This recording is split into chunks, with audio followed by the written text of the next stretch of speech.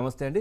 ముందుగా రాజేష్ గారు ఏం చెప్తారు? రాష్ట్రంలో జరుగుతూ ఉన్నాయి, ఒకవైపు సంబరాలు జరుగుతూ ఉన్నాయి, ఇంకోవైపు ఎట్లాంటి కక్ష సాధింపు అయితే మాది ఉండదు, ఏదున్నా చట్టపరంగా చర్యలు తీసుకుంటామని కూటమి నేతలు, కూటమి లీడర్లు అందరూ కూడా మొదటి నుంచి చెప్తున్న పరిస్థితి. ఇప్పుడు మెల్లిగా నిన్న సీఎస్ కూడా మొదట అపాయింట్మెంట్ ఇవ్వలేదు, ఆ తర్వాత సీఎస్ కూడా జస్ట్ 45 సెకండ్లు మాత్రమే వచ్చి పుష్పగుచ్చం ఇచ్చి కలిసిన పరిస్థితి. ఆ 40 సెకండ్లోనే బయటకు వెళ్ళిపోయారు. చంద్రబాబు నాయుడు గారు కూడా చాలా సీరియస్గా ఉన్నట్టుగా తెలుస్తోంది. ఎందుకంటే గత ప్రభుత్వ హయాంలో ఈయన వ్యవహరించిన తీరు చాలా కీలకంగా కూడా ఉంది ఎన్నికల సమయంలో.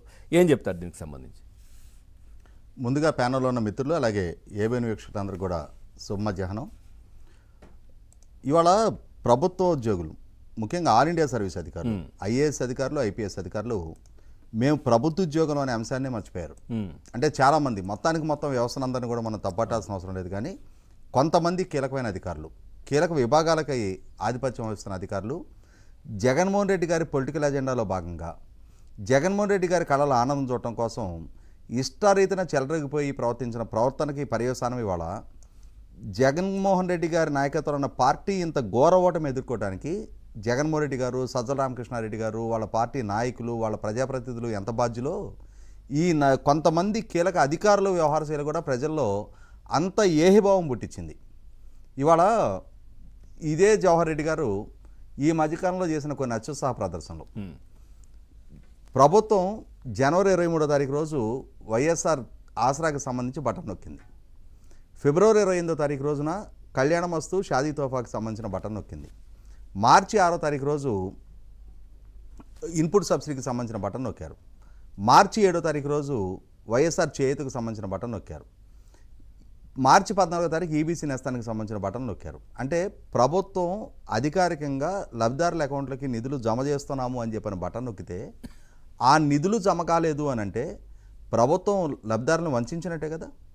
ఇవాళ పాలకుడుగాన జగన్మోహన్ రెడ్డి గారు ఎంత బాధ్యుడో ప్రభుత్వ అధికారిక విభాగానికి అధ్యక్షత వహిస్తూ ఉన్న చీఫ్ సెక్రటరీ కూడా అంతే బాధ్యుడు కదా.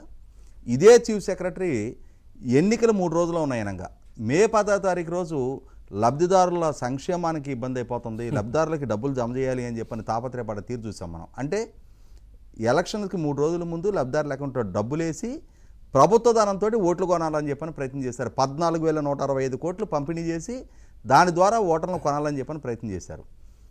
జనవరి 23 నుంచి మార్చి 14 దాకా నొక్కిన బటన్ల తాలూకా డబ్బులు జమ కాలేదని చెప్పని ప్రజలకు అర్థం కాలేదా? అంటే ప్రభుత్వం మమ్మల్ని ఉత్తుత్తి బటన్లు నొక్కి మమ్మల్ని మోసం చేశారనేది గ్రహించలేనంతటి అమాయకత్వంలో ప్రజలు ఉన్నారా? ఈ ముఖ్యమంత్రి, ఈ చీఫ్ సెక్రటరీ వీళ్ళందరూ కూడా ఈ కార్యక్రమంలో బాధ్యులే అని చెప్పని ప్రజలు గుర్తించలేదా? గుర్తించారు కాబట్టే ఇంతటి దుస్థితి వాళ్ళ పార్టీకి దాపురించింది. ఇవాళ ఆ పార్టీ పతనానికి జగన్మోహన్ రెడ్డి గారు ఎంత బాధ్యుడో, ఆయన నమ్ముకున్న, ఆయన జిల్లా ఆయనే ఎంపిక చేసుకున్న డీజీపీ, చీఫ్ సెక్రటరీ ఇరువురు ఒకే జిల్లా.